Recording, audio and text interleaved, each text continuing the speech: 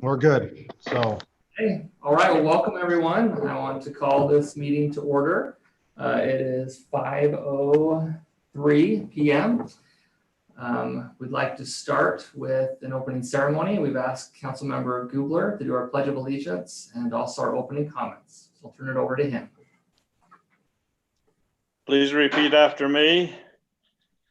I pledge allegiance to the flag of the United States of America and to the republic for which it stands, one nation, under God, indivisible, with liberty and justice for all.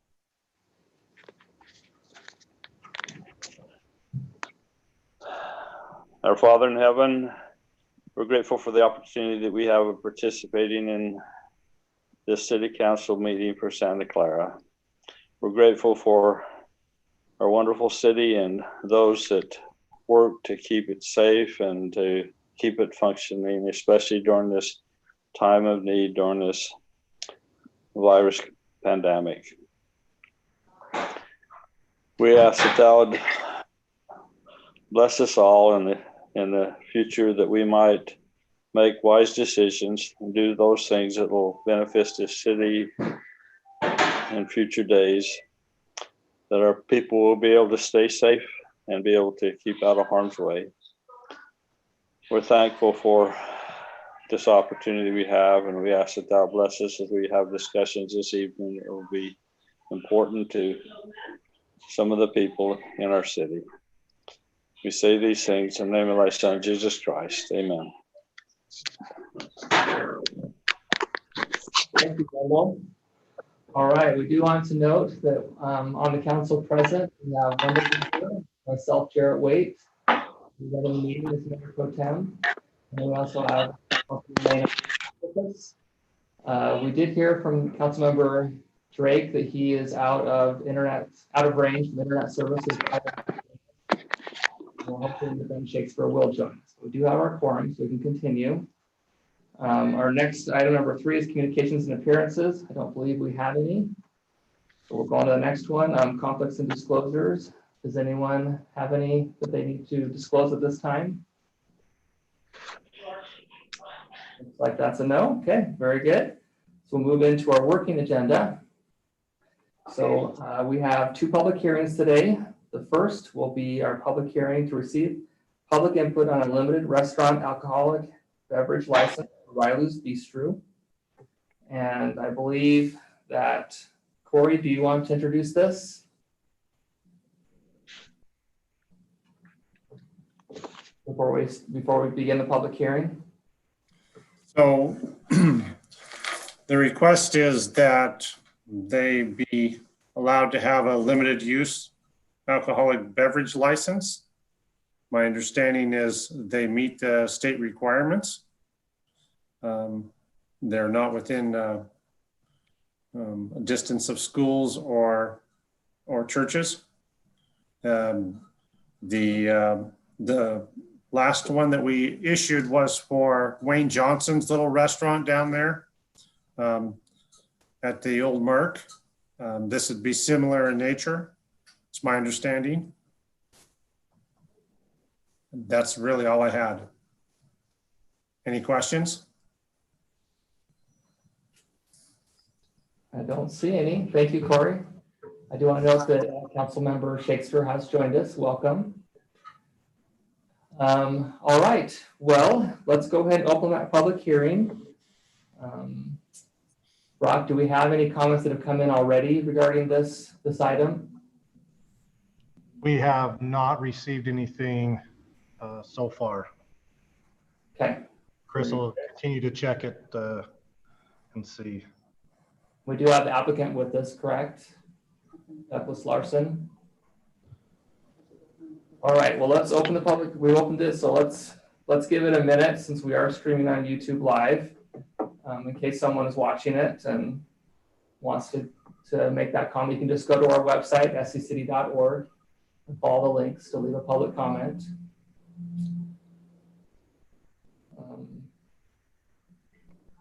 Does the applicant have anything they want to add while we're waiting for any additional comment?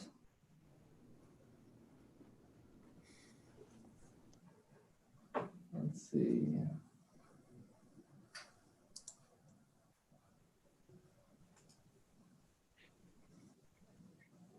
only we'd like to say we appreciate your consideration. Look forward to being part of the Santa Clara community. Okay, very good. Thank you. Can you tell us a little bit about your restaurant? Well, I can. It's the former Kaili's restaurant. It's a historic building in the historic part of Santa Clara.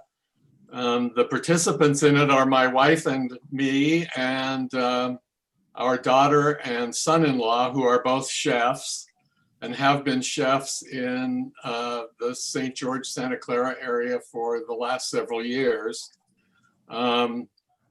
We're looking forward to doing something that they in particular have dreamt of doing for a long time, which is to have a restaurant that is a part of the community, that serves good food in a comfortable atmosphere. And this is not fast food. This is cooked to order, sort of as close to farm to table fresh food as we can provide, using, to the extent we can, local suppliers, local meats and produce, and even the beer and wine license we hope to use to support local firms. So we really would like this to be a part of the community. We'd like it to be a place that's in the spirit of the historic section of Santa Clara.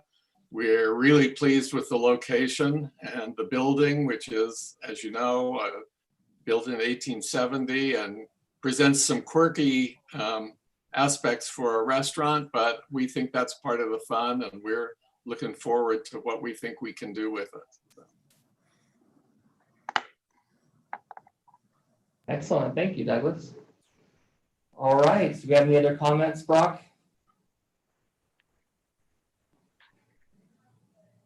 Okay.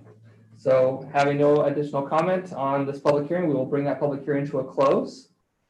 While we're on the subject with council, with your approval, let's move down to general business, item C1, which is consider approval of a limited restaurant alcoholic beverage license for Riley's Bistro located at 2862 Santa Clara Drive. Council, do we have any questions on that? Or are we ready for a motion? Hey, Jarrett, this is Matt. Yes. Sorry, before we take a motion, I just had a question. It didn't indicate on the agenda what type of license is being sought by them, other than it says it's limited restaurant. And then on the application, it says beer and wine. I'm wondering if staff can clarify. I'm guessing that this would be a Class D license under our ordinance, which is entitling the licensee to sell wine and beer in original containers of a size not to exceed 1 quart capacity for consumption on the licensed premises of a restaurant at which food sales constitute no less than 70% of the gross monetary receipts. Okay. Yeah. Brock, do you have any input of that, or Corey? Yes, I believe, as he stated, that would be the license they're looking for. Okay, I just wanted to make that clear for the record that that's the license that's being considered. Would you like that as part of the motion, Matt? No, I think it's fine. We can approve it as on the agenda, but I just wanted to make sure that was stated for the record. Okay, thank you very much. Jarrett, this is Wendell. Yes. Can you hear me? Yes, definitely. I have a question. I know we had a public hearing, but I just be concerned about the neighborhood, how the neighbors feel about this situation. Do we have any comment from any neighbors to the staff or even to the owners about their feelings? We, staff in the office, have not received any communication from residents in that area. They didn't send in any public comment. There's been none that I've received in emails or phone calls to the office myself. Maybe Mr. Larson, if he has, could share if they've received any. I don't know how this thing works, but is it normal for them to canvass a neighborhood and get their feelings about it before they submit a request? No, they don't have to. Okay. We post the notice, and this is similar, I believe a similar license. Matt can maybe help clarify if I'm wrong, that the granary had years ago that was given to them down on, just a little bit further west on Santa Clara Drive, this limited liquor license. Yeah, that's correct. And maybe just add that this is sort of step one in the process for them. I believe what will happen once the city, assuming this is approved, once they have that approval, they will include that in their application to the state for their state liquor license.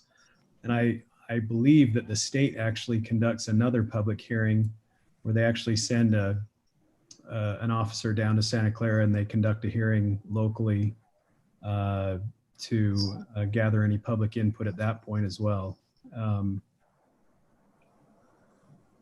That's been their practice in the past.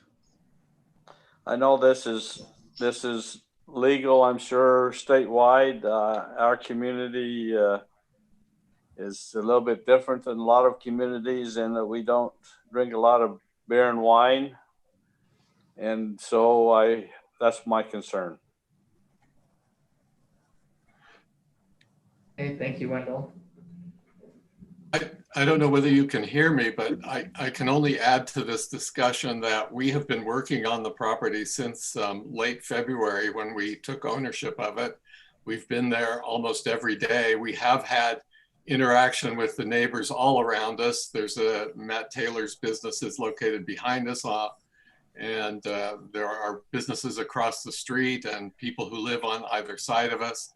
And all of our interaction with them has been positive, very supportive. We've had a lot of people stop driving by and asking us when we're going to open. And there's a great deal of interest in a restaurant at that location. Now, in fairness, we haven't particularly said to people, and do you have thoughts about the fact that we've applied for a beer and wine license? But I would remind you that under the terms of this license, we can only serve beer and wine as part of a meal. This is not, we're not operating a bar. We're just providing something that those customers who come in and otherwise order a meal can order to go along with their meal if they want to. So it's not the kind of place where people come necessarily to drink. It's a place where you come to eat, and we are offering a full menu that they can order from. So. Okay. Okay, thank you, Douglas. Are you ready for a motion, Jarrett? I am, yes.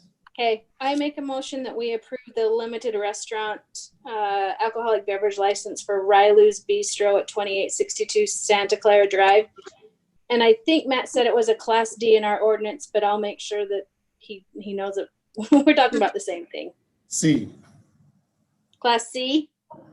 Hold on, Corey, let me just double check that. I believe it's D. Yeah, D is beer and wine. C is beer only. Okay, Class D. I would second that. Okay, we got a motion by Lena and a second by Ben. Any discussion on that motion? Okay, since we're in a Zoom, we'll do a roll call. Let's start with Wendell. Aye. Ben? Aye. Lena? Aye. And I will also vote aye. So the ayes have it, it passes. Congratulations, Douglas. We'll look forward to the restaurant moving forward. We're excited to have you in the community. Thank you very much. We look forward to it too. Appreciate it. All right, council, let's go back to our working agenda. Letter A, item number 2, which is a public hearing to receive public input and discussion on the Santa Clara City operating and capital budgets for fiscal year 2020 to 2021. Rock, would you like to preface this? Yeah, I'll let me share a screen here and so. Yeah, if anyone's watching on YouTube, now's a great time to log on to the website and make a comment if there's something that you'd like us to hear about.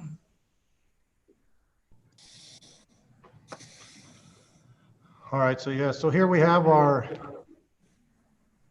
fiscal year 2020, 2021 annual budget for this coming fiscal year. Hopefully everyone can see what's on the screen there. But our budget for this coming fiscal year is $5,611,000. Worried possibly with Wendell and Jack. Right now, I'm not sure they're.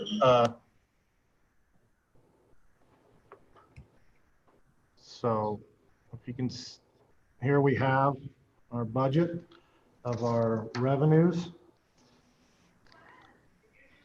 We're showing to be that $5,611,314. We have cut, if you can see from this current annual budget, from 6.15 million down to 5.6.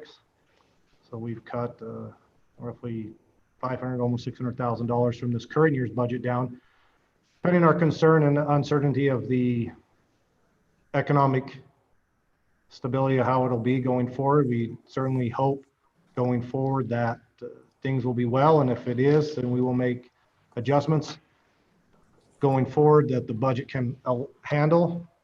Our original budget request going into this year, the requests were about 6.2, so we were going up about $50,000. And so you can see we're going from 6.2 originally to getting down to 5.6. The work that was done, we've cut every project that was in there except for impact fee eligible projects. So everything's been cut.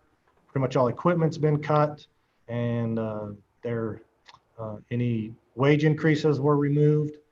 There will have been increases. Our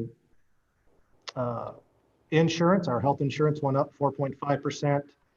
There are some adjustments with URS. We just received some information today on URS that we'll have to bring back to council. There's a few increases there to whether council wants to take on the increased cost or pass it on to the employee on the tier 2.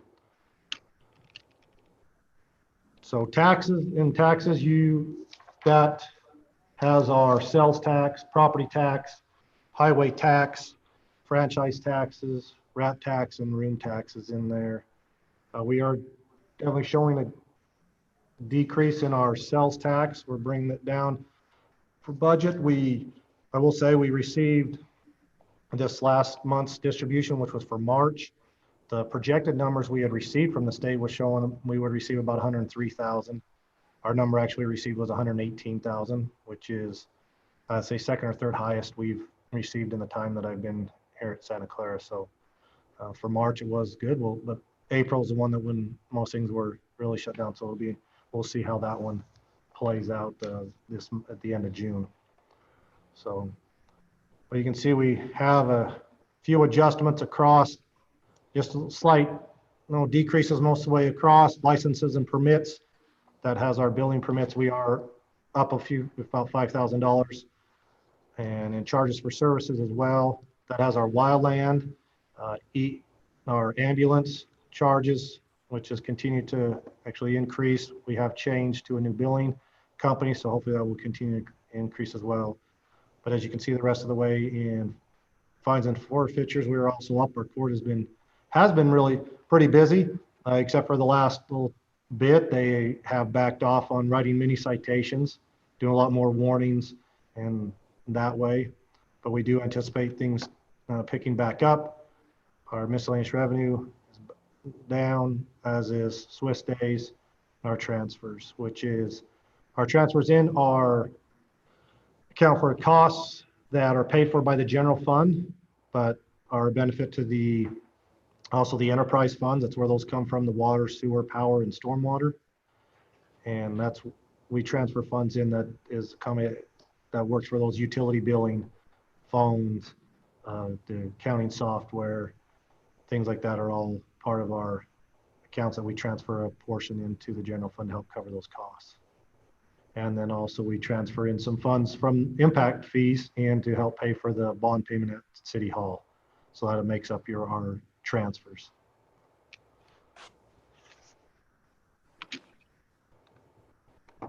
Here in our expenditures, you can see in the graph there quickly of the general fund, about 1.5 million of the 5.6 is in wages, and about 700,000 comes from the benefits. So about 2.4, 2.2 million. Let's see the justice court. Budget reduced from 320,000 to 305. Administration from 1.25 to 1.14.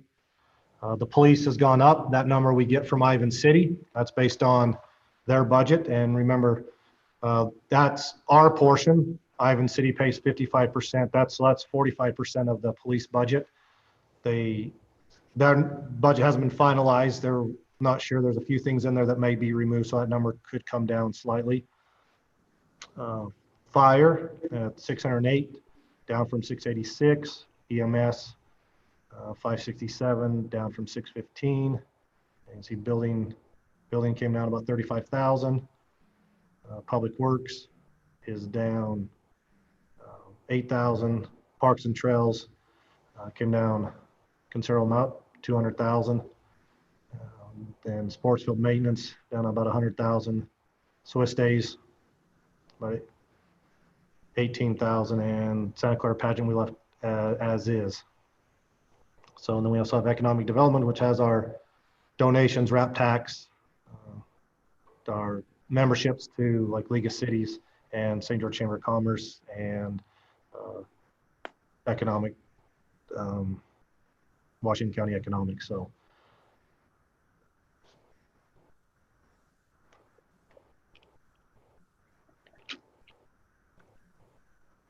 here, the water fund, where our budget is 2.4 million. It is actually, it's up a little bit from 2.2 million this current year. As you can see, our in there wages account for 345,000 of that, and benefits 181,000.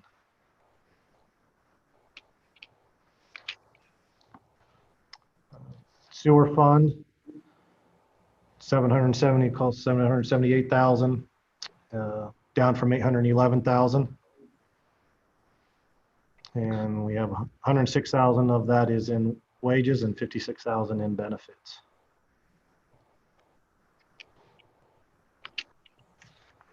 The electric, we're at 5.2, down from 5.3 million. 532,000 in wages and 270,000 in benefits. And like I said, we have removed pretty much every bit of projects except for some impact fee projects. And we do have one that in the electric fund that we'll be looking at starting is the next phase of the South Hills 69 line extension that we are currently finishing up from right now it's going from the yard or the generation building out to the water tank. We will start in this next budget design of taking that power line from the water tank to, I believe it's the Green Valley substation, which will complete the loop that we're trying to complete. So if we do lose power on one side coming down the central St. George line, we can backfeed from this side. Jack can clarify if I'm wrong with that statement. So we do have that one impact fee eligible project. That's a good description, Brock. I've learned a little something. Yes, you have. So stormwater, we're at 518,000, down from 580,000, with 134,000 in wages and 60,000 in benefits. And there's no projects in there. And impact fees. So in our impact fees, we have a few projects in there. We have in parks, we are looking at a new building, storage building at the cemetery to help store equipment and supplies there. And also working on design of the South Hills Adventure Park. And we also have, there's $30,000 budgeted to help on the bond payment, City Hall. And then in public safety, we have trying to do a few updates there at the Rachel Drive Fire Station that we have been talking about quite a bit. So we're going to work on this next budget year to get that done, which is a little remodel inside there and do a few things that they need there. So which is, like I said, $100,000. So that's the impact fees. We are not asking for any new positions. We said there's no wage increases are in there. We are trying to run pretty lean. At least we'll see how we go for 3 to 6 months, see how the economy is going. And then if we do, we'll be able to come back to directors and some of those things we took off that we spoke at the budget retreat. A lot of those items that staff wanted or needed, and equipment and supplies and projects that we took out, we'll come back and revisit those if we can. But as I said, the general fund budget, the 5.611 million. Like I say, staff worked really hard bringing these cuts down. It's $600,000. So I appreciate them and their hard work and willingness to do that. Not easy, but they were willing to, and I appreciate that. So, and that's all I have on the budget. Okay, thank you, Brock. Appreciate that. All right, well, it is 5:29. Let's go ahead and open the public hearing to receive public input and discussion on our operating budget and capital budgets for fiscal year 2020 to 2021. So we'll start the timer. We'll wait a minute, see if anything comes in online. And Brock, do we have anything already that came in before? That's a no from Brock. All right, any questions or anything we want to talk about while we're waiting? I had a question, maybe just for Brad to clarify. It looked like parks and the sport field maintenance took the brunt of percentage-wise, took the biggest percentage cut out of that. I was just interested in where Brad, what that entailed generally as far as what was cut on that. Can you hear me? Yes, we can. Yeah, part of that was project was like money that we used for wrap tax for the pickleball courts. That was $120,000 in wrap tax. This year we don't have any wrap tax project. We also cut back all our maintenance accounts to try to cut back to save money for the following year, but most of it was the wrap tax. Okay, that makes sense. And then Brock, one question for you was in last year, where the budget hits that 9 million number, that's from the bridge, isn't it? Just to clarify, that's the for anyone that might be listening. Yeah, that was the bond proceeds that we received on for the bridge. So why it shows higher. Our budget, the general fund has never been really 9 million, but when we amended it, we had to amend for those bond proceeds. So yeah, and some of those Brad shows a big hit if anybody had big projects. Brad has had some big projects, besides that he said the BMX has ran out of his budget. He's had quite a few projects. So taking those out makes he looks like he took a pretty big hit, but a lot of those are projects that are one-time costs and not his ongoing costs. So, but he did. Okay, I was just didn't want to see the fields die. So Brad, want to make sure you're okay over there. Yeah, thank you. Okay, very good. It's been 2.5 minutes. Have you bring in any comments, Brock? I know you really wanted some. All right, with that, we will close the public hearing. And let's move on to the rest of our agenda. So we're in working agenda, item B, our consent agenda, which is our approval of claims and minutes, our May 13th regular city council meeting minutes, our May 13th executive session minutes, and our claims through May 27th, 2020. Also, just for information, our calendar events, June 3rd, our upcoming city council work meeting, June 10th, our regular city council meeting and also June 24th, the regular city council meeting. And then we also need to set a public hearing to receive input on the Santa Clara City operating capital budget for fiscal year 2019-2020, setting that for June 24th, 2020 at 5 p.m. Is there any questions on the consent agenda? Yes, I have just one note on item 3. That is for the amending of the fiscal year 2019-2020 budget. So that's for the budget amendment. Okay, very good. Council, any questions on those? Anything you want to pull out? Or if not, I'll look for a motion to approve it. I'd make a motion that we approve the consent agenda. I second it. Okay, we have a motion by Ben and a second by Wendell. Any discussion on that? Okay, let's make a new roll call. Wendell? Aye. Ben? Aye. Lena? Aye. I'll also vote aye. Okay, that passes. Very good. All right, let's move into our general business, item C. And we will turn the floor over to Lindsay Boyer, who has joined us. She's from the Dove Center. She's here to give us an update. Welcome, and we'll turn the time over to you.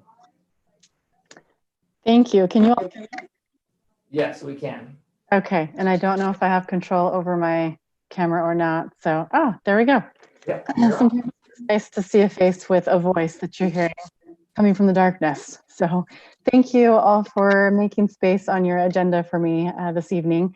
We actually have a couple of board members who are city council members, one with St. George City and one with Ivan City, who are a part of our newly developed Public Policy Action Committee that we have organized this past year to do a little more work developing and strengthening our relationships with our local elected officials and our city councils. And so part of that effort is making sure that you all know what the Dove Center is, what it does, who we serve.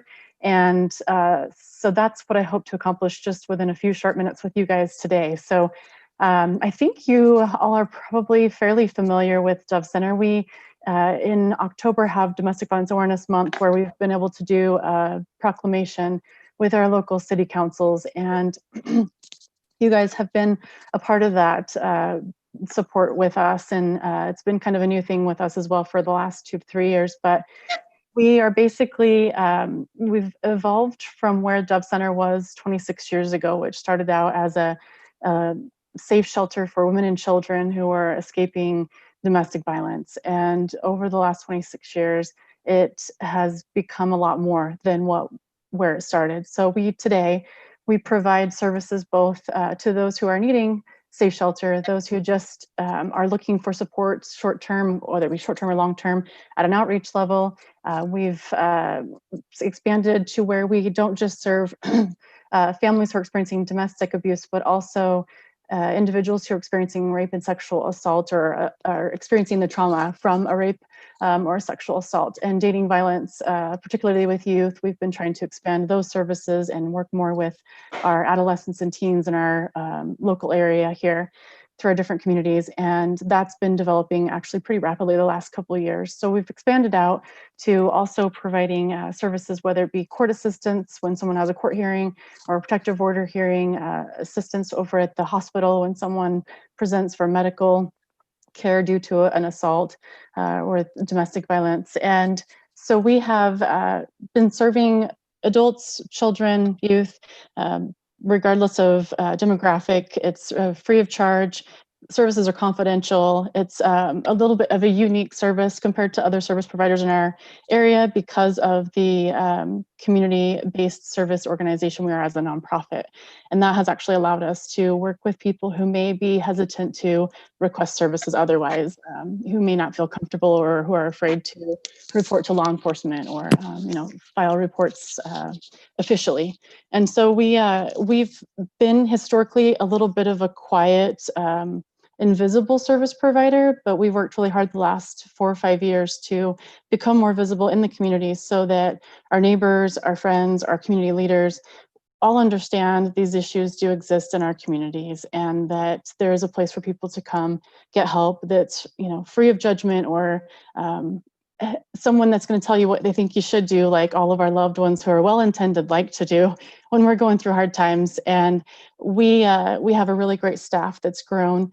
In the 6 years I've been there, we've tripled in our size almost. We have more than 30 staff members and 3 locations. I don't know if any of you are familiar with the Aaron Kimball Memorial Foundation.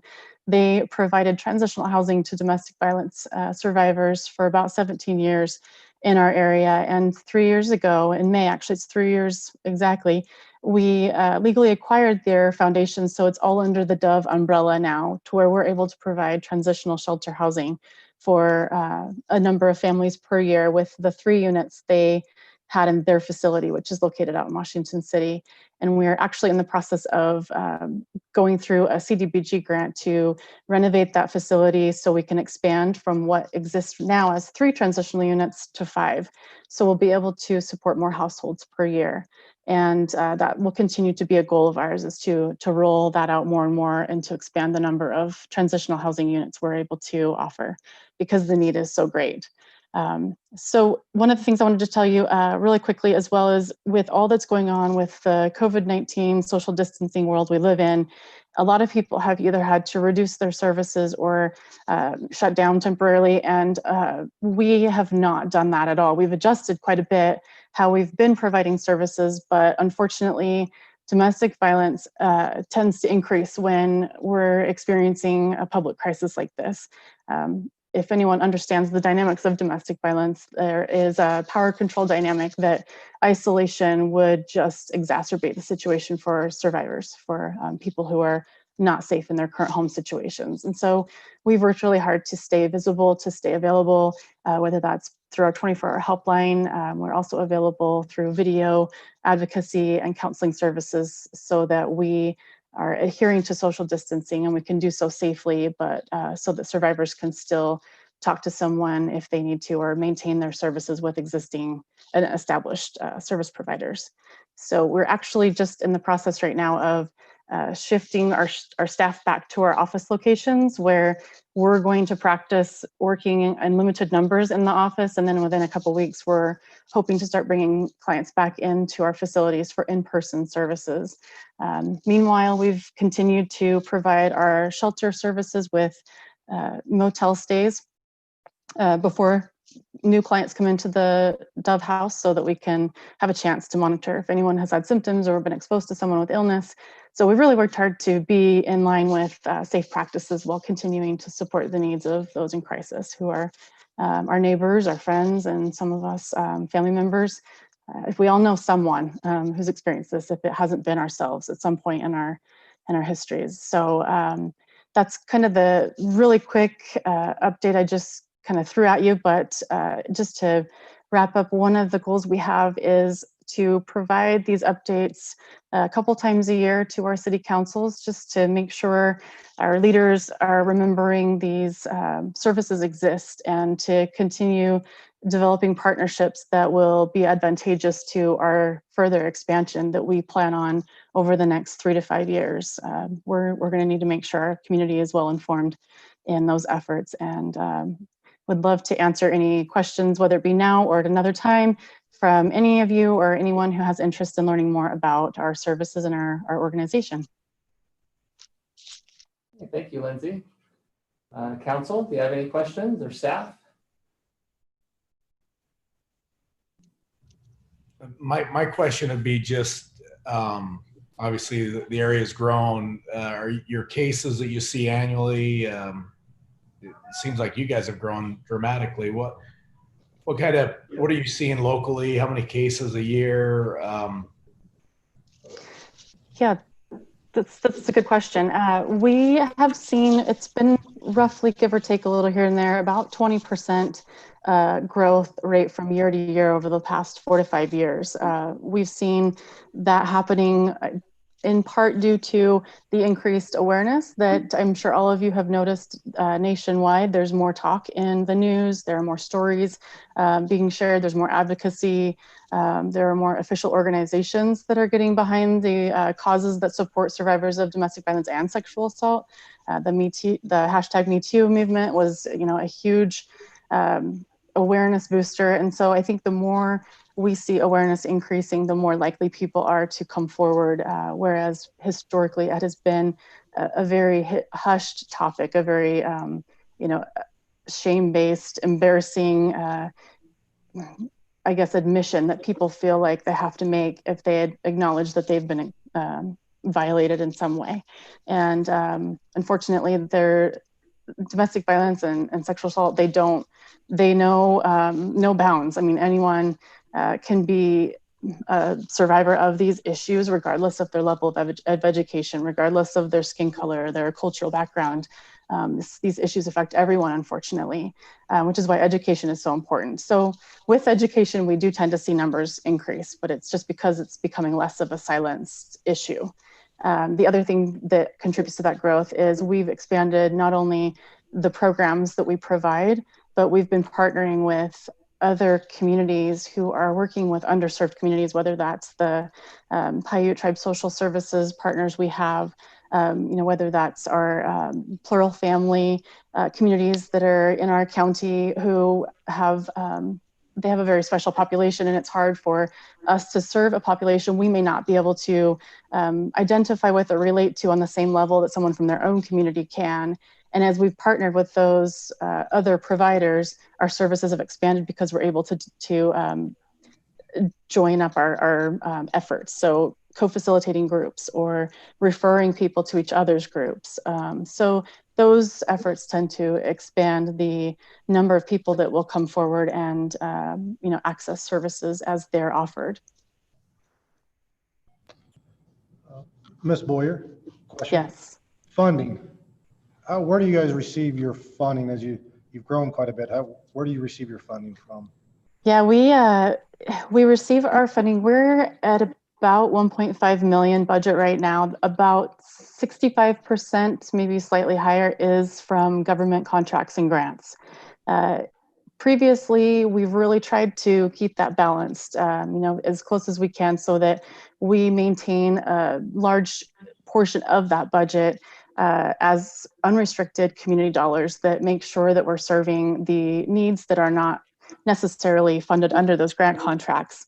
And this past year, we've had the benefit of increasing our government funding because of whether it be special projects or additional VOCA funds that became available from the federal offices that serve victims of crime.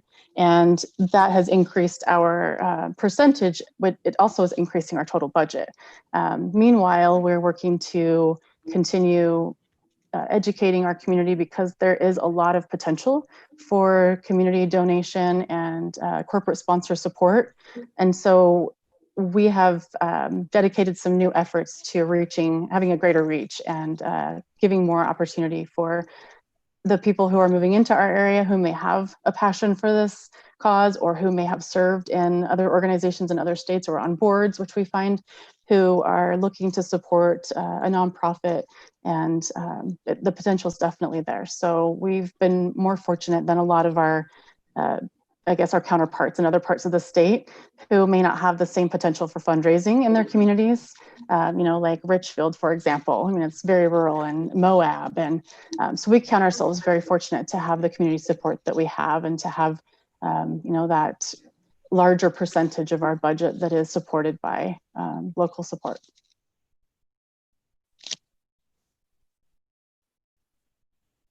Well, I could talk to you guys for the next 7 hours about this, but I know you have things to get to. So I would just encourage you, if you have questions or want to learn more, our website's really easy. It's just dovecenter.org. My email's really easy. It's just Lindsay, spelled Lindsey, at dovecenter.org. We're easy to get a hold of, so please let us know if there are questions, and we would love to have a member, whether it's myself or someone else, return for an update in the next 6 months or so if you'll have us. Hey, excellent. Thank you, Lindsay. We definitely do appreciate the essential work you do in our community. Thank you. All right, well, let's move on to our next agenda item, which is item C3, which is consider a request for a zone change for 0.36 acres located at 2401 Santa Clara Drive from R110 to commercial. The applicant is Greg Entz, and then also approve ordinance 2020-06. And we're going to have this presented by Bob. Okay. As you noted, the request is to rezone from R110 to commercial on 0.36 acres, so roughly a third of an acre. Property address 2401 Santa Clara Drive, and it also extends all the way through to Arrowhead Trail. So if you look at the city general plan, the land use map shows the property that fronts along Santa Clara Drive has future commercial. It's designated as Main Street commercial. And also a little strip along Arrowhead Trail is medium density residential, but the property is really too narrow for both the commercial and medium density. I think that the depth on one side is about 120 feet, approximately 130 on the other property line. So it's not a real deep property. Staff feels and the Planning Commission feels the commercial zoning is consistent with the general plan, as the main entrance will be on Santa Clara Drive, and potential uses will most likely orient the business to Santa Clara Drive. The property, you can see on the plat map, the property is just west of the Jim's RV shop that's under construction on Santa Clara Drive. According to the applicant, and maybe Greg Ince can elaborate, at one point he had been contacted about Jim's RV as possibly buying it. We did indicate to Greg and others that RV storage or RV parking is actually not listed as a permitted use in a commercial zone. So if that request did come about, the Planning Commission would have to consider whether RV parking or storage is an acceptable use in the zone. And that's kind of an action that was followed, that was required when Jim's RV shop proposed building that repair shop at its current location. But the property sale to Jim's RV may or may not materialize, and other buyers and uses may come forward at some point.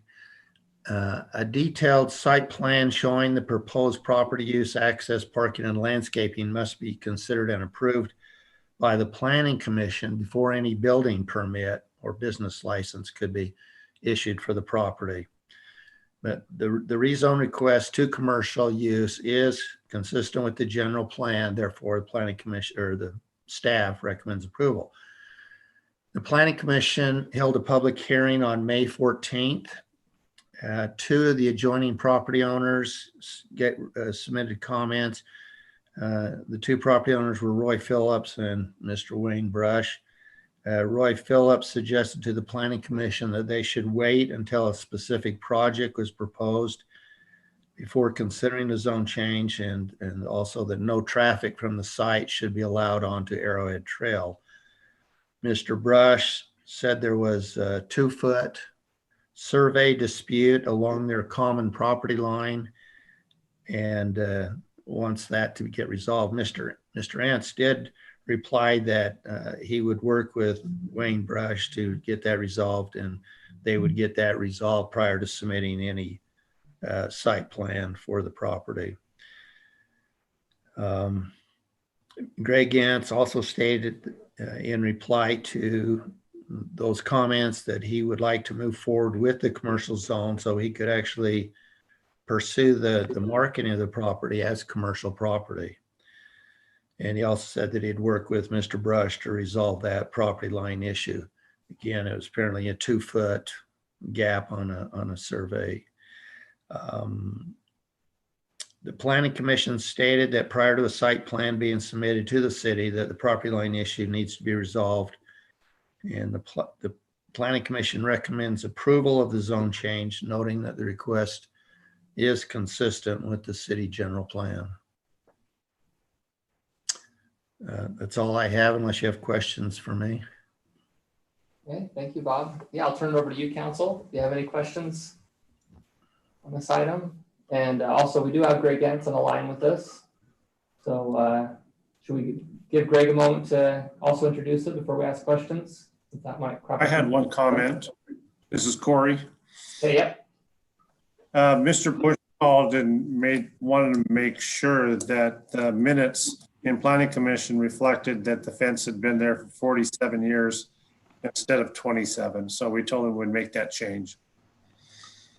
And there was some comments on the address.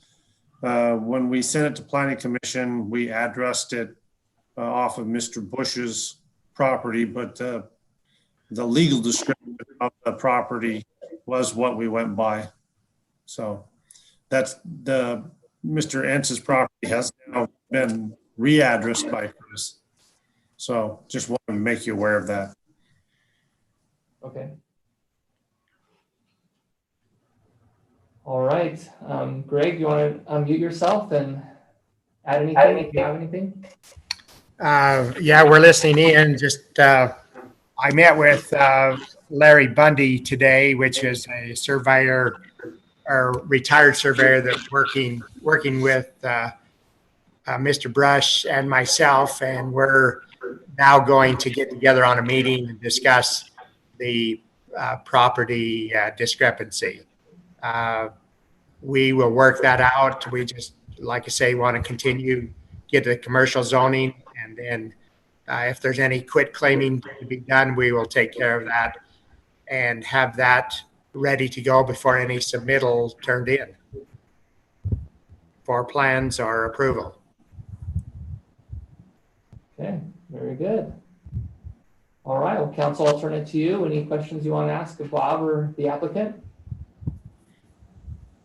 I've got a question to Bob. So my question is, obviously, in commercial zoning, and this is more reflective of Jim's RV, we've ran applicants up the road to the east, Austin Anderson, through the ringer for architectural features and all of that, and then got a metal building in Jim's RV right as they come into downtown Santa Clara.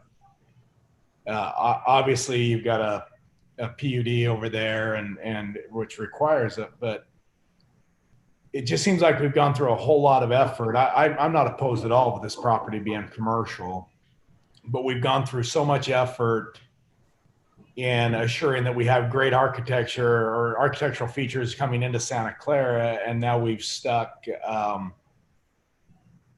a metal building, to say the least, right, as we come in. So do we have any, as a council, do we have any say if it's zoned just commercial? Certainly just has to meet, though I think that way that went through is it just has to meet heights and things like that. But how will we have any say in that architecturally as what goes in there? I mean, that I've had probably 100 complaints with Jim's RV with now what we're looking at.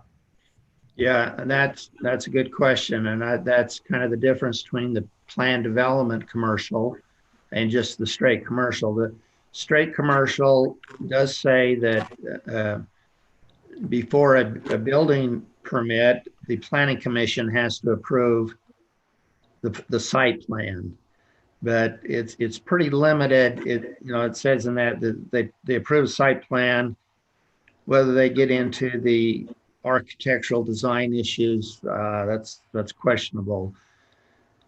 I think you're clearly within your rights to say that this property needs to be PD commercial. When we mentioned that before, we indicated typically on a PD commercial, as part of the application, you get a building elevation drawings and a site plan. Well, and the applicant's position was at this point, they don't know what the use will be. They'd like it to be commercial.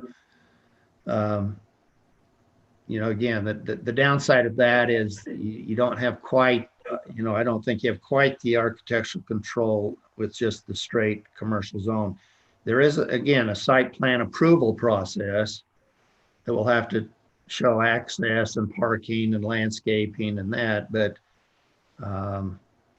whether the planning commission can get into issues of architecture and all that, I'm not sure. It would have to, maybe Matt could weigh in on that. But anyway, Ben, you're absolutely correct. PD commercial gives the city a lot of control over the architecture, and what happens in the commercial zoning's a little more limited control. and again, I don't, obviously that we don't want to be so cost prohibitive that we discourage commercial, but the way I looked at that is we went through the whole approval for Dollar Tree and made them change colors and things of that sort, getting away. My point is if the same store was going where Jim's RV was, I think that could have been colors. We really, as a city, we would have had very little say on the architecture of that, how it integrated into the community. Even though we've made a push and efforts to try to make it appealing as you came into the city. And I'm on both sides here. Again, I'm totally for the commercial zoning. Yeah. In that. So just trying to figure out how, again, I'm reluctant as I go in to say, okay, are we going to get another metal building on that, and without putting a lot of restrictions and making it cost prohibitive. I guess as a city, how do we look at that and maybe Matt, maybe there's some, I don't know. There's just question and things that came to my mind as I'm looking at this. I think the short answer to your question, Ben, is if you really want that kind of control and input on any future commercial projects, the one sure way to do that is to get rid of the commercial zone and require everything that's general plan for commercial in the city to come in through a commercial PD. Because that's where you have that power and influence. And to some extent, the commercial zone that's being sought tonight is somewhat of a historic thing. I mean, it goes way back. The commercial PD is a newer beast, something that has been a tool that cities have had for a much shorter time. And so, we still have both on our plate, both options for someone to seek one or the other. And, unless you're going to get rid of the commercial zone entirely and go all the way to just a commercial PD, you potentially leave the door open for people to come in and get a zone approval where it meets the general plan, even not knowing and not having any control over what ultimately it looks like. So. And Greg, question for you: Are you opposed to a commercial PD as the applicant? Do you have any say or any input on that? Well, we haven't decided for sure what we're going to do with the property. Can you hear me? Yes. Okay. We're just filing for the commercial application so we can go ahead and proceed. We had thought one time of building a building as a commercial rental or move my office into it. We're not so sure we're going to do that anymore, but that was the idea. But if my understanding is correct, once we get commercial, then whatever we submit is approved as far as heights and look of the building. Is that not correct? So I'm not sure why the debate is why we're even having a debate about it, because any approval needs to be done once we submit a plan. And at that point in time, if the city doesn't like the look of the building or the architecture or the use, then that would be the point where there could be some influence or denial in what we were trying to do. But at this point, we don't know what we're doing with it. We're just applying for a commercial application because we feel that's the thing to do for it. So. Well, and that's definitely one of the challenges of the commercial plan development zone is, where you have an owner that's in this situation. In fact, this was true of the owner of the neighboring property before it was sold to Jim's RV. They were in the same boat. They weren't planning on developing the property, but they wanted to market it as a commercial property, which was consistent with our general plan. So even though they have no idea what they're going to put on the property, they just know they want it commercial. Are you going to require them to come in and meet all the requirements of the planned development zone, including, the elevations and all the detail and so on?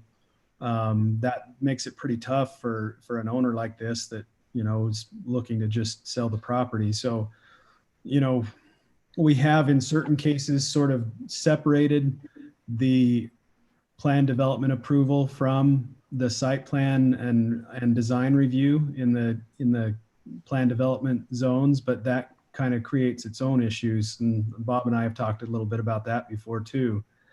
So as things stand now, I mean, you've essentially got a parcel that is general plan to be commercial. You've got an applicant who is seeking to have it zoned commercial consistent with the general plan. And the only additional review that you really get beyond that is once they come in for a building permit, the planning commission gets a site plan review. And so admittedly, it's not a lot of oversight that we have once this zone change is approved, but that's what's on the books. So, just a thought, and maybe to answer Ben's issue, is that the city could proceed immediately to amend just the straight commercial zone and require that in addition to the site plan that the applicant provide building elevations at least prior to the permit. Even that we may not get that at the zone change time, but you could get that prior to a permit and give the city some say or control over the look of the building. And I think that's just to clarify with Greg's comment is as a city, as a council on the neighboring property, that never did, because it was commercial zone and not commercial PD. Elevations and materials never did come to. They met the requirements and the site plan for permitting and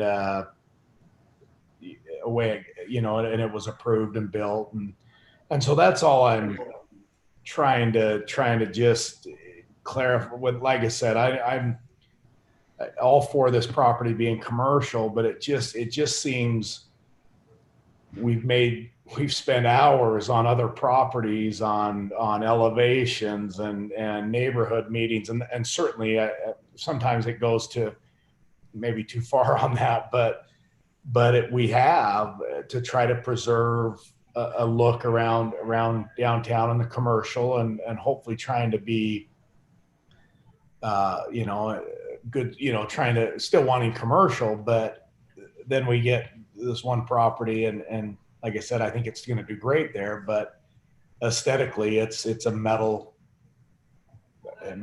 building to say it just was what it is. And so that's all I'm trying to figure out is there a way that as a council or a planning commission that the elevations and that can come in? Does it need to be approved as commercial PD?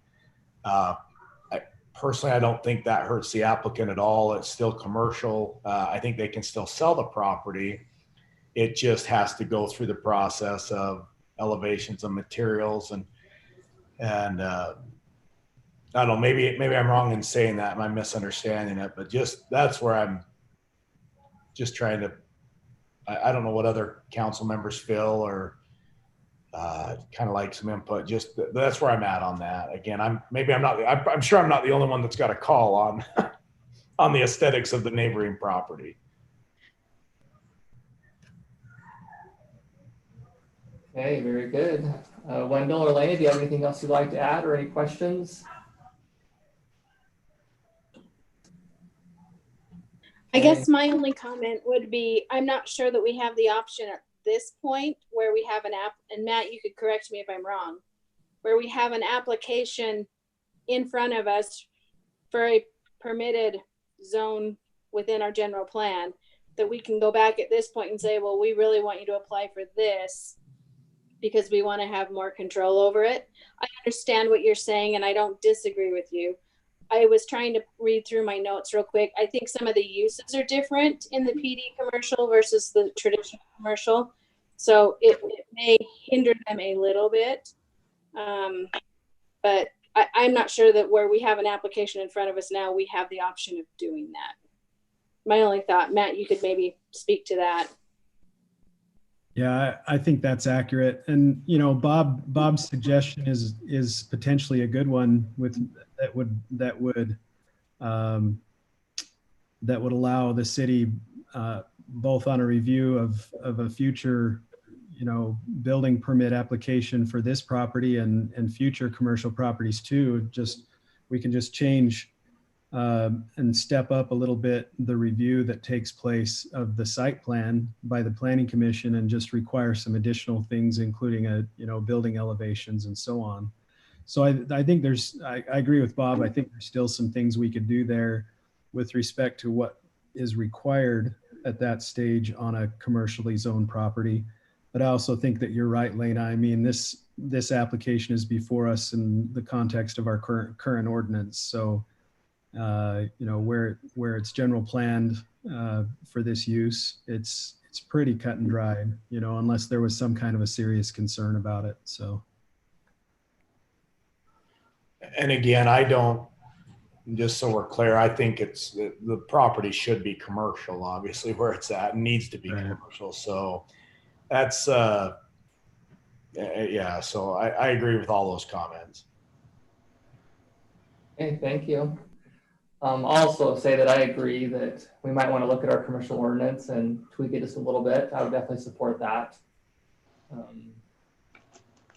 And I've had the same experience with Jim's RV because I didn't even see the plan. So then when someone comes up and asks me, well, how did you let that through? I have to say, well, the planning commission looked at it, but they didn't even really know what was going to happen because it's commercial. So that is something that would be nice to have just a little more oversight over. I can say in my own experience, opening a business in Idaho, even to open our business, I had to go before the planning commission just to say what we were going to do. They were that selective. If it wasn't an approved use, and they had very few approved uses in their town, I had to go and to say what I wanted to do to even get a business open there. So we can definitely have a little more oversight over this if we want it. All right, well, if there's no other questions, I will look for a motion on this item.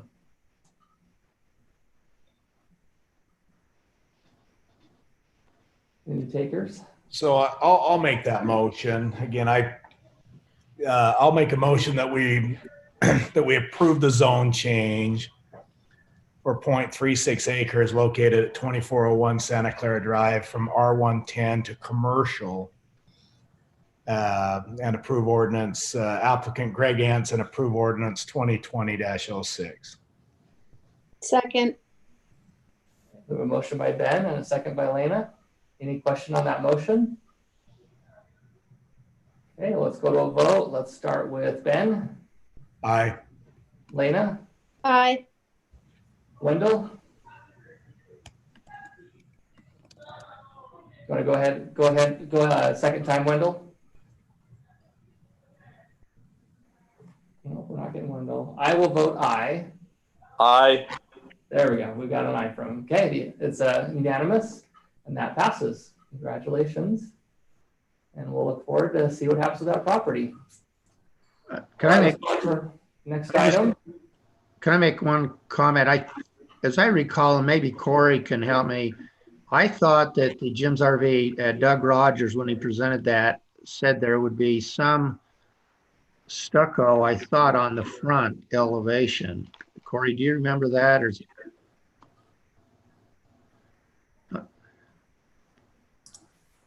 Corey, do you remember that?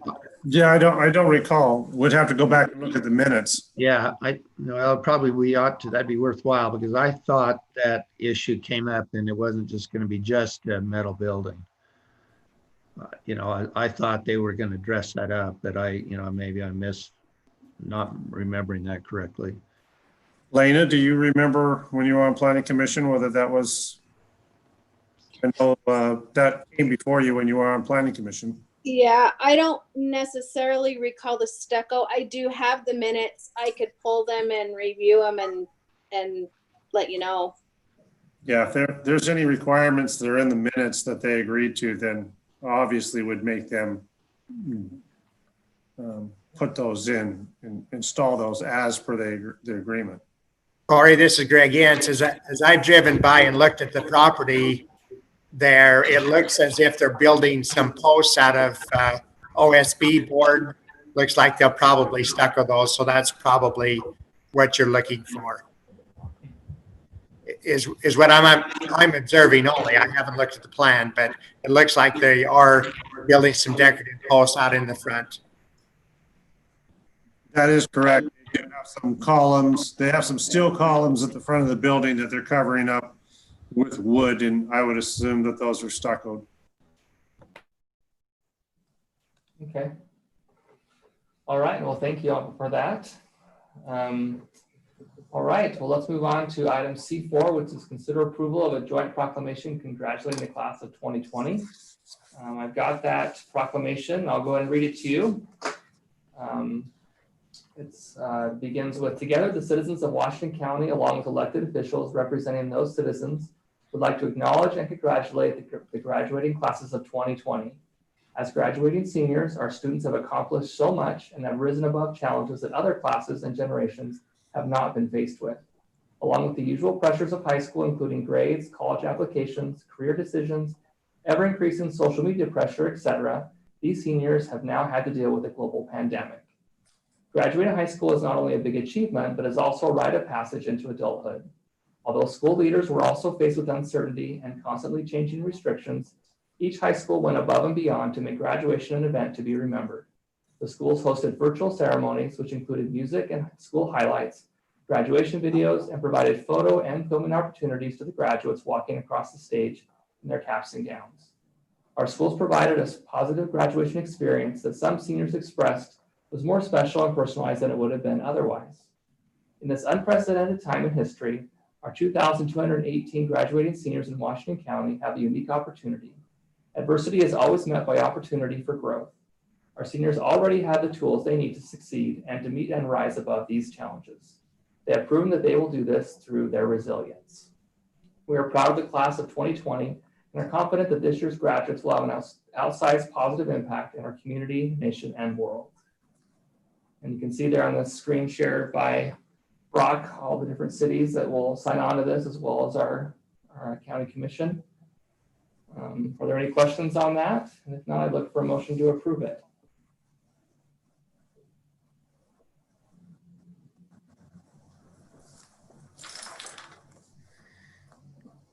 I'll make a motion to approve the joint proclamation congratulating the class of 2020 as presented by Jared White. Okay, thank you. We have a motion. Can I get a second? I'll second. Okay, thank you, Ben. So motion by Wendell, a second by Ben. All in favor, say aye. Aye. Aye. Okay, that passes. Very good. All right, we'll move into our reports section of the meeting, which is our mayor and council reports. I did fail to say earlier that mayor is out of town. He's enjoying some fishing time, so and I've heard he's had some success with that. So we'll go into our council reports, and let's start with Ben. I do not have anything other than I did have a question. Are we I listened watching the news last night, the state's leaning toward green here in June. Are we meeting in our next meeting live for our work meeting? Do we know that yet? Yeah, Brock, before the meeting, said that City Hall's opening June 1st. And maybe you can address that a little more. So our plan is to open city offices on Monday, June 1st, with hopeful no requirements of people to wear masks or anything at the time. We do have encouraged people to continue to use our online options or phone. We do have things here, reminding people of social distancing. As far as our meetings going forward, whether to be in the Zoom format, electronic meetings, or hosting meetings here, I think that is up to the council to decide where you want to go from here. If you want to continue in this format, or if we want to do kind of a I'll say a hybrid, and we do still have the Zoom possibly for those who are not comfortable coming here, or those who might be in the high risk group that are not comfortable to come here at this time, that we still provide the Zoom meeting It's just trash. Yeah, with bread.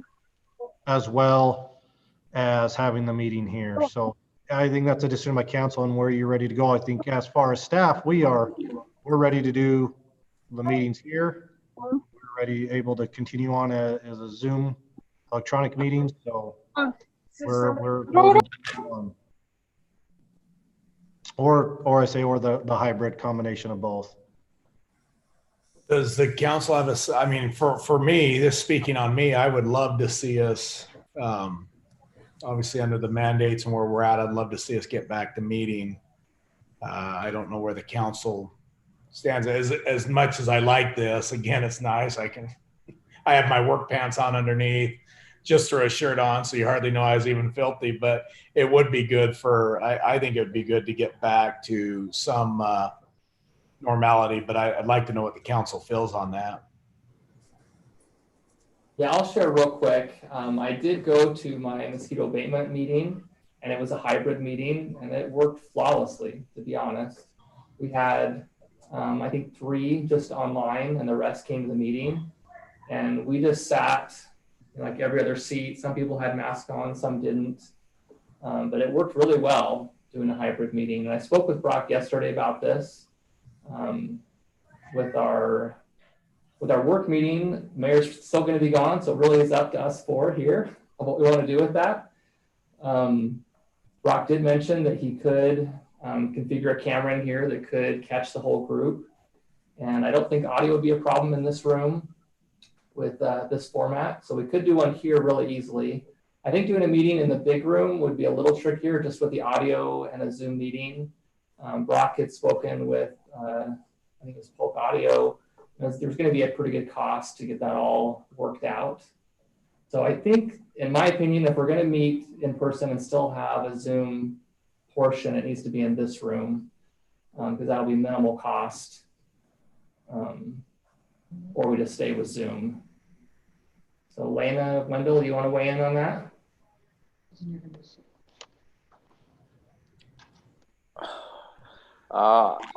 I have a question about the possibility of having a public hearing. You're not going to have it in that room. How would you do that?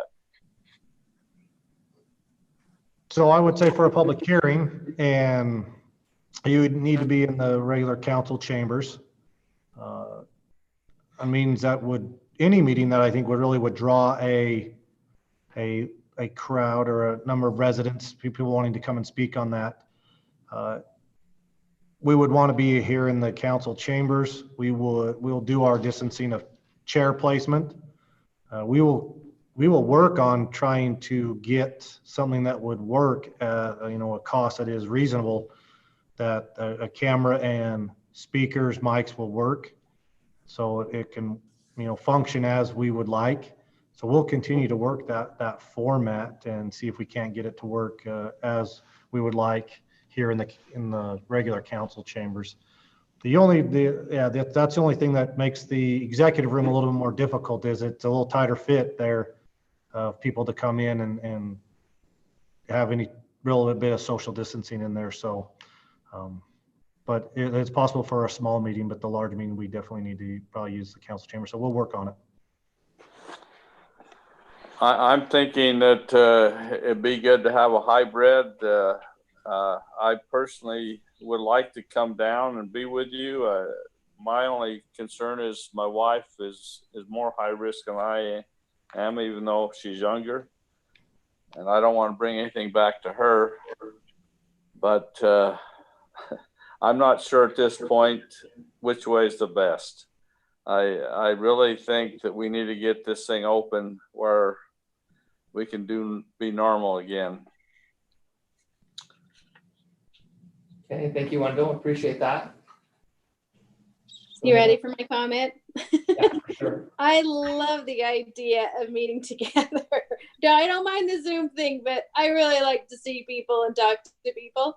But I also appreciate and can understand those that are really concerned with that. So if we need to do some type of a hybrid meeting to accommodate those, I'm all for doing that as well, because we certainly don't want to have people uncomfortable or feel like they're not in a safe place. But I really like the idea of at least those of us who are able and comfortable meeting together being able to do that. Okay, excellent. I agree that I think we should be meeting together as best we can, but I also do want to be very careful with anyone that doesn't want to be in the meeting for whatever reason, but for a health reason. And with the mosquito abatement board, it actually worked out pretty well because some, they travel from Enterprise and Tokerville and Laverkin, quite a good distance to come to that meeting. So I think the mosquito abatement district is going to keep the option open long-term. If someone wants to call in, then that'll be fine. We did do there just audio from the participants online. We didn't share screens or, well, I guess we did share a screen with them, but there wasn't a camera on the group. So that'd be something that we can probably ask staff to look at. There's going to be a big cost to make it a pretty show for the people that are calling in. It's probably not worth it, but if it's just more kind of a dial in, then, and as long as they can be heard well enough when they want to speak, and there's a good way for them to raise their hand or, get our attention, I think that would work. With the mosquito abatement group, we did use the Google option. So we might want to look into that. If Zoom is proving difficult with audio or anything, there are alternatives out there that are inexpensive or free as well. But I say that, yeah, our next meeting, it's a work meeting anyways, and I prefer meeting in this room for a work meeting. Audio's been struggling here in the past for taking minutes, so we'll have to make sure we're good there as well. But maybe if it's a Zoom call and it's recorded, that'll be easier for the minutes versus the microphones in here. With the mosquito abatement meeting, they just had a laptop up in the front of the room and that picked up everyone in the room. So again, it might take a little bit of testing for staff, but Rock, do you feel like for June 3rd, we'd be okay to give it a run? Yeah, we'll take a run at it. I think for this, if we want to do a work meeting, definitely the executive room will work. We have a small agenda, but we'll get working on the council room and seeing what we can do to make things work for a hybrid meeting. So. Okay, that sounds great. And there have been times in the past where I've been away and want to be part of the meeting, and so maybe this will kind of nudge us in that direction. I tried calling in once and Mayor put me near a microphone and I heard about half the meeting. So this could make that a lot better, then we'll be better off in the end anyways. All right, Ben, did you have anything else? I think that's all I have. So that was just the question. Okay, excellent. Appreciate that. All right, let's move to Lena. I actually have had no meetings at all the last couple of weeks, so I don't have anything to report. Okay, that works. I will give you an update. I did just double check my minutes on that planning commission meeting for the RV building. There was no reference to the aesthetics of the building in the meeting. Okay, well, there you have it. Very good. Thank you for that. All right, Wendell, your turn. Anything to report? I too had no meetings. I do have a question about Little League. What's happening there? Have they opened that up or not? That's kind of a web of a story that Brock can fill us in on. Yeah. Little League canceled their season. Okay. So yeah, we met 2 weeks ago. The mayor, myself, met with President Josh Westbrook and the Vice President Blake Fry.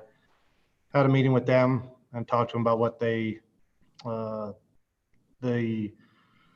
going to do following the guidelines.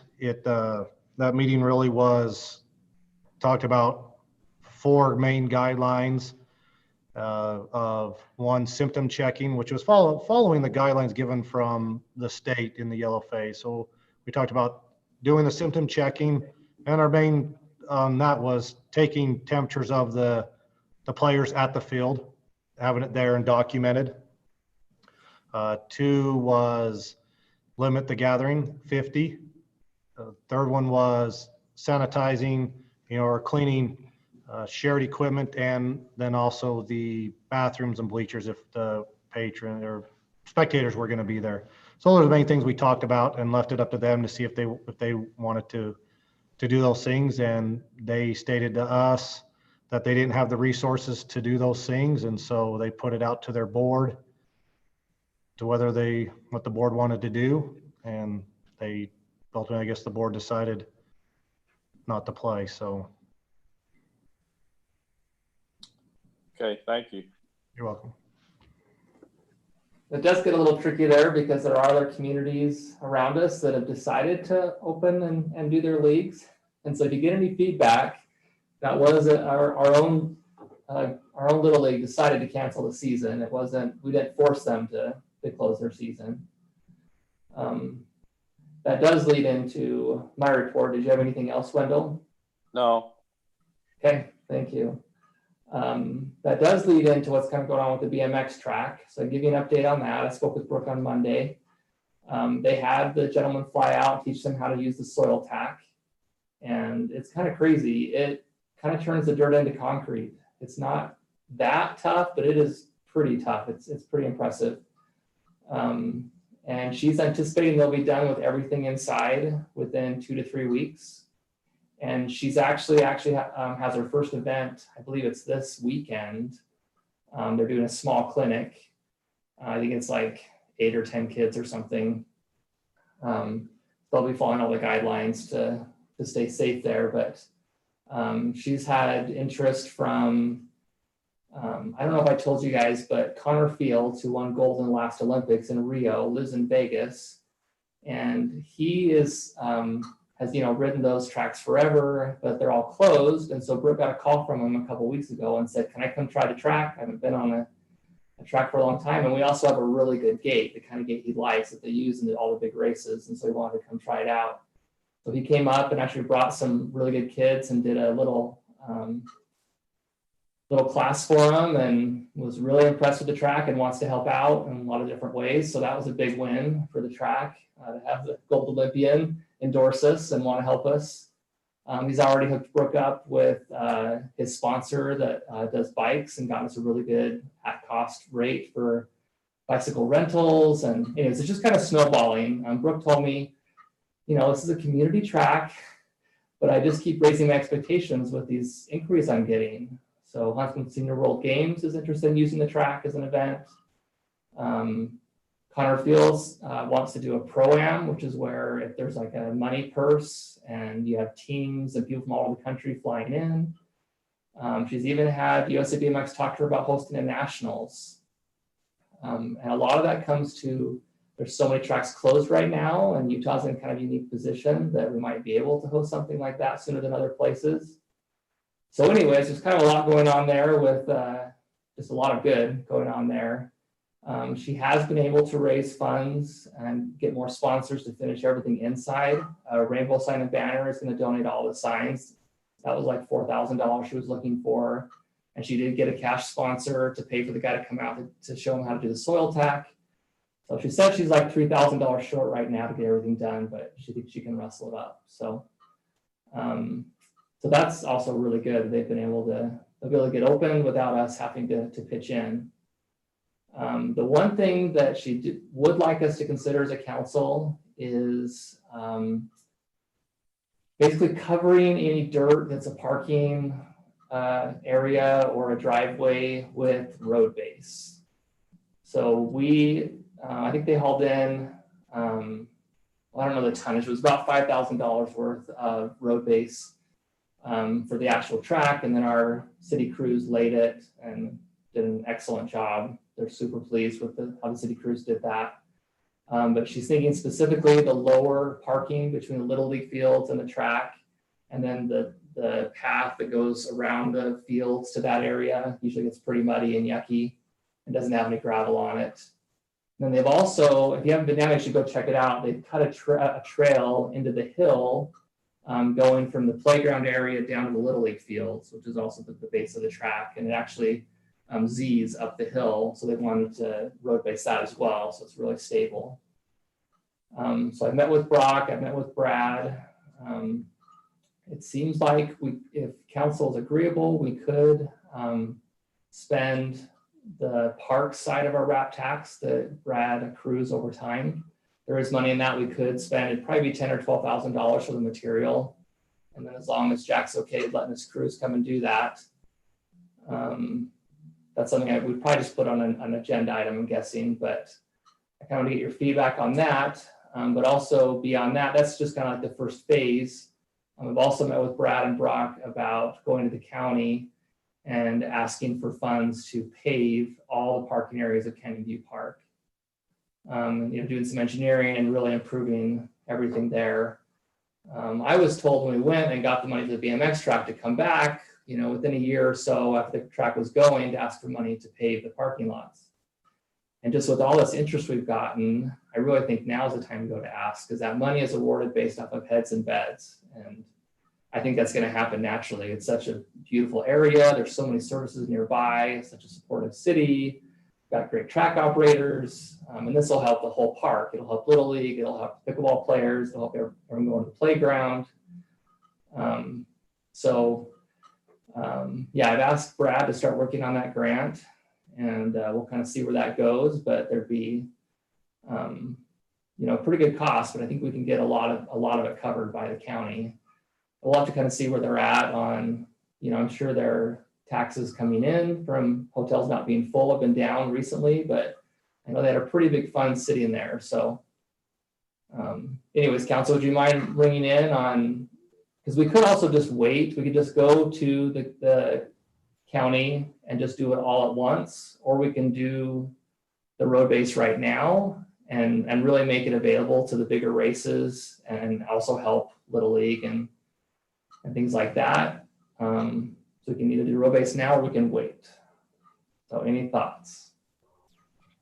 Well, I'll chime in on that.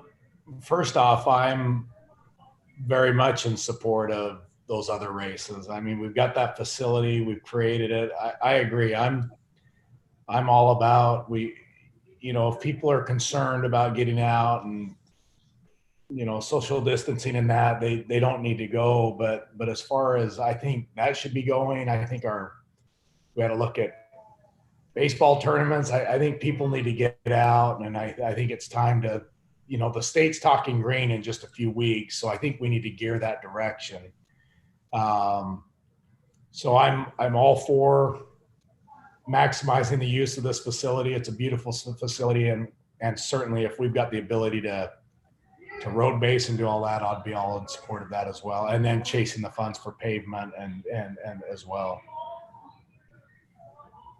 Okay, thank you, Ben. Wendell or Lena, do you have any views on that? What I will add that you road base before you pave, so it's not like this will go to waste. We're just kind of jumping the gun a little bit to make it nicer in the meantime while we're waiting for funding. I'm with Ben. I would be supportive of road basing as well.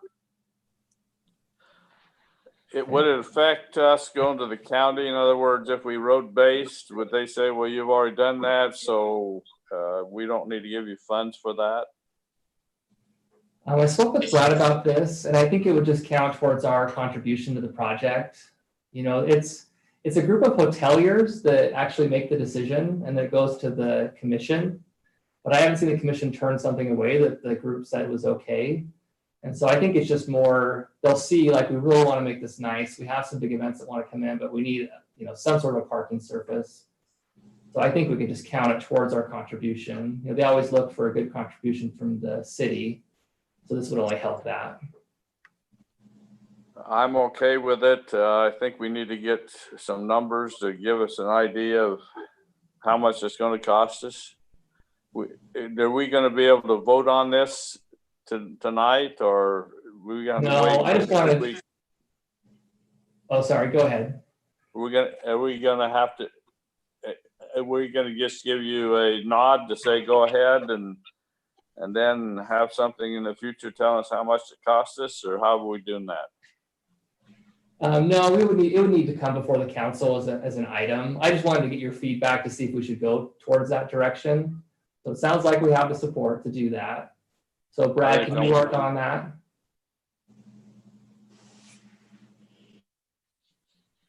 think we got a nod from him. He's working on unmuting himself. Oh, you just muted yourself again. There we go. Can you hear me? Yes. Yeah, I've got the plans and everything I'm working on right here, getting the numbers together for the amount of road base we need. I'll get with Jack and find out, you know, about his crew, and we'll get to work on it. We'll bring it back to council. Yeah, if we could have that on our June 10th agenda, that would work out great, I'm sure, for timing. And no, when we put the road base in, Jack can probably clarify, we could put the road base in and depending on, it probably will depend on what people do on the road base. I mean, we may have to replace road base and stuff if we come time to asphalt it, depending on how abused, I'll say it may have been. So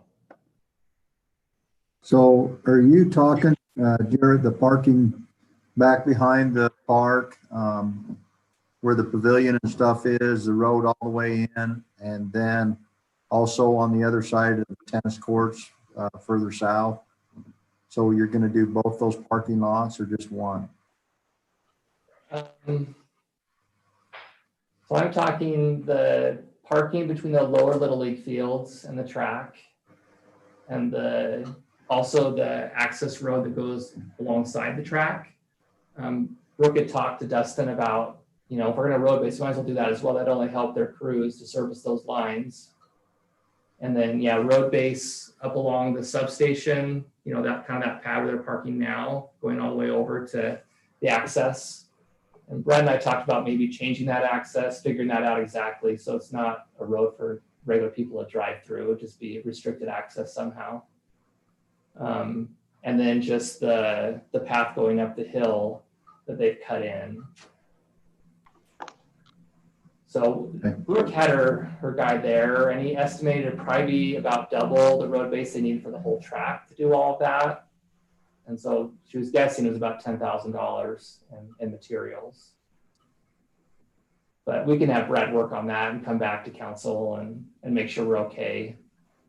He does have money accrued already. He's been saving it for another project, but he said he'd be okay to divert it for this right now. So Little League, obviously, if you're thinking down below, I don't know what Little League did for a project, but they may have some funds that they could kick in for that, if that would help. Obviously, they'd have to say that, but I would imagine that would be something they'd be willing to kick in for, if that helped. Okay, yeah. Yeah, and Brad and I talked about, this is kind of a chance to just kind of tidy a lot of things up, get a lot of things done. So that hill that comes down onto the Little League fields, we could work on that as part of this project.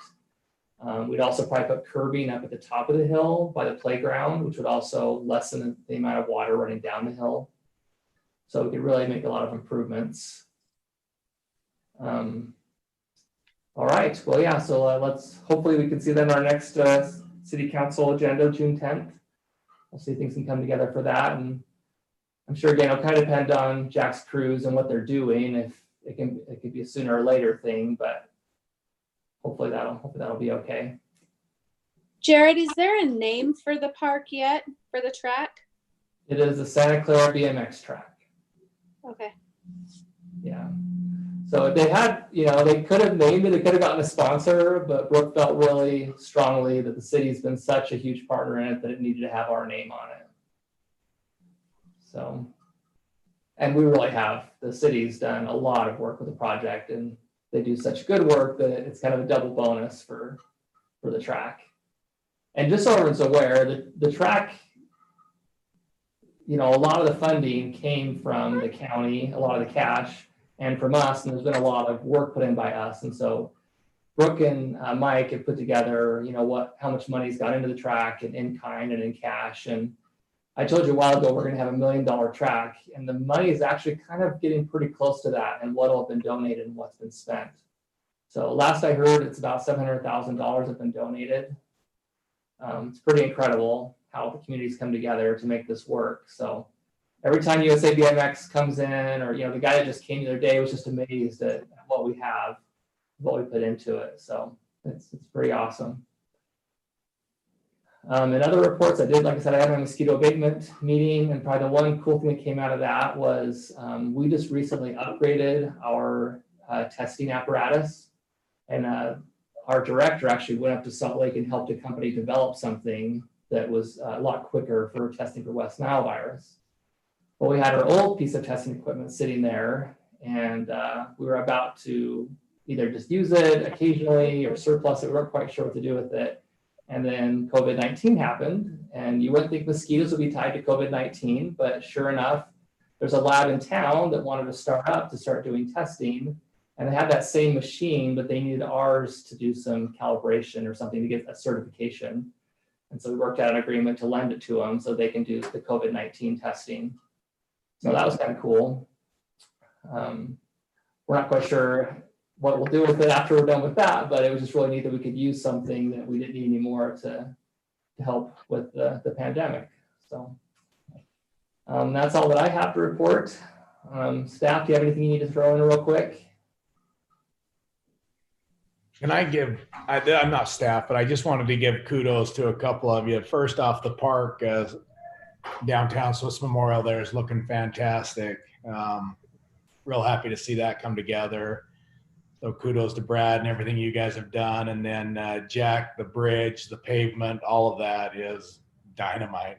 It's amazing. So well done to all the staff and all that you guys are doing. Thanks, Ben. Thank you. Awesome. Yes, we do have very skilled crews in our city. We're very fortunate. All right, well, I don't believe we have an executive session, so I just need a motion to adjourn. So moved. Okay, motion by Ben. Second. Second by Wendell. All in favor, say aye. Aye. Aye. All right, we are adjourned. Thank you, everyone. Appreciate it. We survived our first Zoom meeting with me not messing up too much. Good job. Hey, Nice you guys, job. you guys might want to go down and look at the bridge lights. They are on now. They look pretty cool. Cool. Thanks, Jack. All right, see y'all later. All right. See y'all.